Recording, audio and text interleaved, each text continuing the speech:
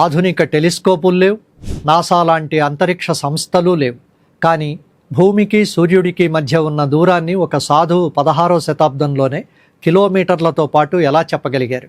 ఇది కేవలం భక్తి కాదు, ప్రపంచం ఆశ్చర్యపోయే ఆధ్యాత్మిక శాస్త్రం. ఆ అద్భుతమే హనుమాన్ చాలీసా. మృత్యువును సైతం గెలిచిన ఆ 40 పద్యాల వెనుక ఉన్న గూఢార్థమేమిటి? ఆధ్యాత్మిక శక్తికి, శాస్త్రీయ కోణానికి ఉన్న ఆ అపూర్వ బంధాన్ని విశ్లేషిద్దాం. పుట్టగానే ఏడవకుండా రామ అన్న నామాన్ని ఉచ్చరించిన అద్భుత బాలుడు రాంబోల.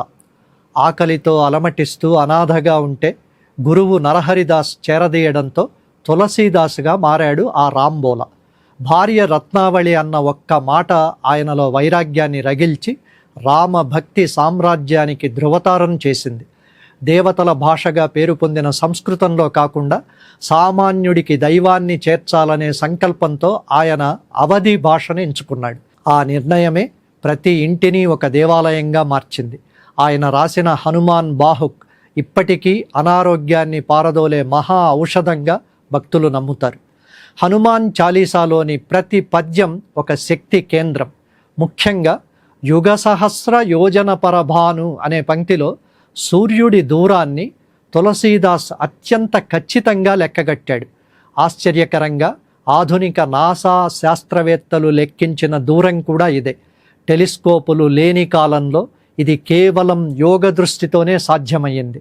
హనుమంతుడు అష్టసిద్ధులకు, నవనిధులకు అధిపతి. చాలీసా పఠనం మన శరీరంలోని పంచ ప్రాణాలను క్రమబద్ధీకరించి మనలో అజేయమైన ఆత్మవిశ్వాసాన్ని నింపుతుంది. నెగటివ్ ఆలోచనలు, భయాలను పారదోలే గొప్ప సైకలాజికల్ మెడిసిన్ ఈ స్తోత్రం. 100 సార్లు పఠిస్తే బంధనాల నుండి విముక్తి కలుగుతుందని తులసీదాస్ స్వయంగా చివర ఫలశ్రుతిలో చెప్పాడు.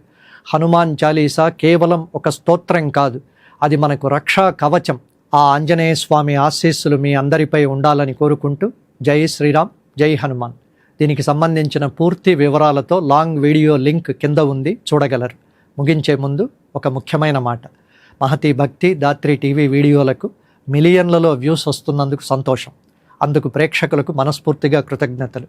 అయితే మా గణాంకాల ప్రకారం వీక్షిస్తున్న వాళ్లల్లో 95% మంది ఇంకా ఛానల్ను సబ్స్క్రైబ్ చేసుకోలేదు. డిజిటల్ మీడియాలో ఏదైనా ఒక మంచి కార్యక్రమం 10 కాలాల పాటు నిలబడాలన్నా, మరిన్ని నాణ్యమైన వీడియోలు రూపొందించాలన్నా అది కేవలం మీ సబ్స్క్రిప్షన్ బలంతోనే సాధ్యమవుతుంది. అందుకే భాషాభిమానులైన మీ అందరికీ విన్నపం, ఇప్పుడే ధాత్రి టీవీని సబ్స్క్రైబ్ చేసుకోండి. అలాగే మన తెలుగు భాష, సంస్కృతులపై మక్కువ ఉన్న మరో 10 మందితో కూడా చేయించండి.